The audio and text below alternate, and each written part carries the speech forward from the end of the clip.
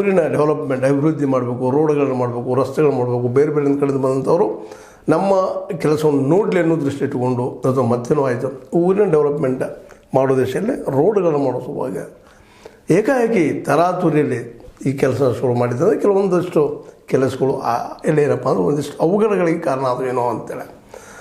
ಯಾಕಂತಂದ್ರೆ ಗೋಕಾಕದ ಸುತ್ತಮುತ್ತಲು ಮತ್ತು ಗೋಕಾಕ್ ಅಭಿವೃದ್ಧಿ ನಿಧಾನವಾಗಿ ನಡೀತಾ ಇದ್ದರು. ಬಸ್ ಸ್ಟ್ಯಾಂಡ್ ಬಗ್ಗೆ ಇಲ್ಲಿವರೆಗೆ ಕಾಳಜಿ ವಹಿಸಬೇಕಾಗಿತ್ತು. ಆ ಬಸ್ ಸ್ಟ್ಯಾಂಡನ್ನು ಈ ಜಾತ್ರೆಯ ನೆಪದಲ್ಲೇ ಅಥವಾ ಮತ್ತೆ ಕಾರಣಕ್ಕೂ ಅದನ್ನು ಇಂಪ್ರೂವ್ ಮಾಡ್ಕೋಬೇಕು, ಅದನ್ನು ಸ್ವಲ್ಪ ಟಾರ್ ರೋಡ್ ಮಾಡುವಂಥದ್ದು ಅಥವಾ ಅದನ್ನು ಅಭಿವೃದ್ಧಿ ಮಾಡಬೇಕಂತೇಳಿ ಆ ಒಂದು ಕಾರಣಕ್ಕಾಗಿ ಕೆಲವು ದಿನ ತಾತ್ಕಾಲಿಕವಾಗಿ ಬಸ್ ಸ್ಟ್ಯಾಂಡನ್ನು ಇಲ್ಲಿಯ ಏನಪ್ಪ ಅಂತಂದ್ರೆ ವಾಲ್ಮೀಕಿ ಗ್ರೌಂಡದಲ್ಲ ಅಥವಾ ನಮ್ಮ ಮುನ್ಸಿಪಾಲ್ಟಿ ಗ್ರೌಂಡದಲ್ಲೇ ಮಾಡಿದ್ದು.